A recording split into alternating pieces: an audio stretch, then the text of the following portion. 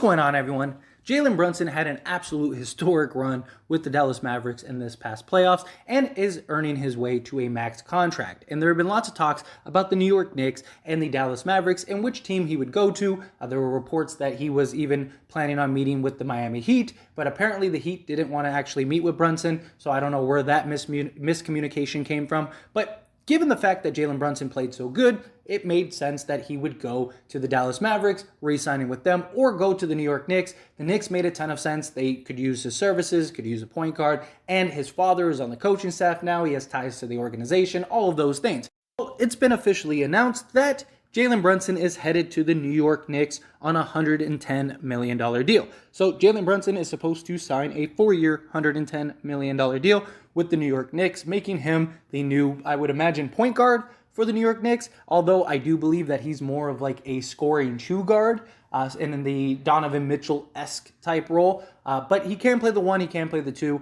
I would personally, if I'm the Knicks, look for like a more natural point guard, somebody that can distribute more. But I think that this is an interesting pickup. We've talked about it here on this channel because we all knew that Jalen Brunson was going to the Knicks. They cleared all that salary cap, got rid of all of those pieces, had teams like Detroit absorb those contracts and stuff just so they could pave a way for Jalen Brunson. Now that Jalen Brunson is on the team, I still have my concerns. What is their identity? What is their end goal? I understand that he signed Jalen Brunson. I get that, he played his way into a big contract, but he's undersized. He doesn't really play defense. He's only had one little small sample size run. We up until that playoff series where Luka got injured, Brunson was like a 10 to at most $15 million a year player. And he essentially doubled his salary in that run. I mean, does Chandler Parsons ring a bell to anybody? I mean, he did the same thing. He got a max contract, and he was out of the league before his contract expired.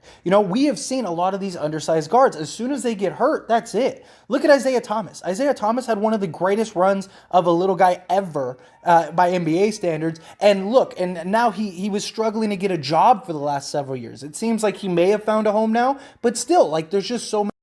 Same thing with Kemba Walker. I mean, Kemba Walker was an all-star. He was a face of a franchise at one point. And then all of a sudden he gets hurt. He doesn't come back to say it. It's because they're too small. They're going up against these trees. They're banging, all of that stuff. And Jalen Brunson, he is, unfortunately one injury away from not being able to compete. If he loses his explosiveness, things like that, we still don't know if he can be that guy.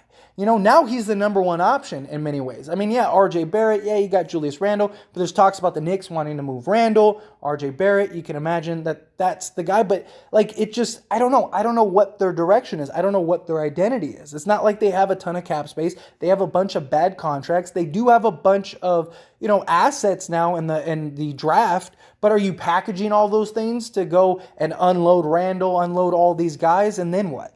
I mean, I don't know. I don't know if Jalen Brunson is that piece that changes your franchise. I don't think he's that guy that really. I don't think he's a number one option. I think in reality he's a number 3 option. But maybe depending on what your number 1 option is, maybe he's a number 2 option. I mean, look. I mean, he was the number 2 or number 3 option on the Dallas Mavericks, and the Mavericks were in the Western Conference Finals.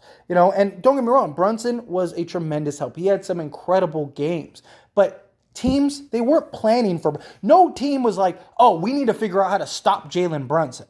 That wasn't the game plan. The game plan was outside of Luka, they don't have any other stars. They don't have any guys that could get things going. So Jalen Brunson was able to come out and really perform, really deliver. We saw what happened in the Golden State Warriors series. They knew, okay, Jalen Brunson could get hot. Let's just neutralize him. And they put guys like Wiggins and stuff on him and just made it difficult for him. And he wasn't as big of a factor. And they ended up getting smacked. What's going to happen when he goes to the Knicks where he is that number 1 guy and teams know we just got to stop him? And so they put their big wing on him and make it extremely difficult for Brunson.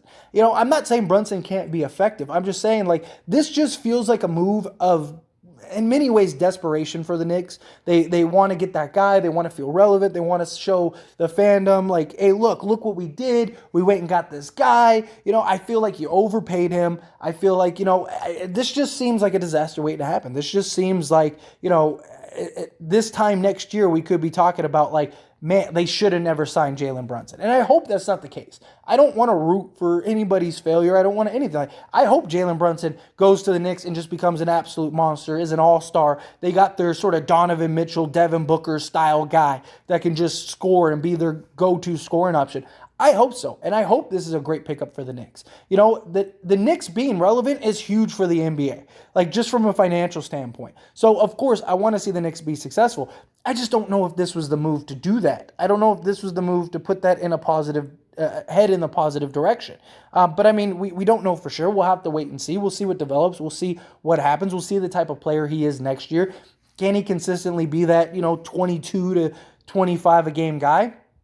I hope so. I really do. But anyway, as always, this is a discussion, so I want to hear from you. Let me know your opinion down in the comment section below. What do you think about this move? Do you love it? Do you hate it? Do you think, the Knicks, they got their guy. You got the max guy. You got the guy that you can build around for your future. Jalen Brunson, he's still young. He just had a monstrous run. He has all that momentum and hype to carry over into, the upcoming season. And then, the Knicks do have, they do have assets in the form of draft. But my problem is outside of that, they don't really have anything. But, all it takes is a move or two and all of a sudden they're relevant. But do you think that this was a bad move? Do you think he's undersized, he doesn't play defense, he's too much of an unknown? My biggest concern is you have, even if let's say he's not terrible. Let's say he's like a mid-tier guy. And at $26 million a year, he is way overpaid for a mid-tier guy. And the problem is you're never going to be able to trade him without giving up just a ridiculous amount of those draft picks and assets. So unless Jalen Brunson is a star and he is that Donovan Mitchell style player, I'm not saying he has to be top 10, top 15 in the league, but he needs to be that, like Donovan Mitchell, he's 6'1", 6 foot, 6'1", Damian Lillard, 6 foot, 6'1", a guy that can put it up in bunches, average, 25 a game, stuff like that. If he's even Isaiah Thomas, all-star level guy that, is not, year in and year out, this guy should be an all-star. This guy's leading a team, stuff like that. Then I think you made the right choice. You can justify your decision. But if he turns out and he's let's say even a 15 to 18 point a game guy, that's not worth $26 million a year. And you're not going to be able to trade him. Teams aren't going to take his huge contract. And so now you're giving up a bunch of assets to unload them. That's my biggest concern. But again, would love to hear your thoughts and opinions down in the comment section below. That being said, hit that like button. Helps me out a lot. Lets me know you enjoy these types of videos, and I truly appreciate it. If you're not subscribed to the channel, hit that subscribe button, followed by the bell notification. Stay up to date with all things sports. Join this wonderful community and all of our discussions. I'll see you all in the next one. Thank you.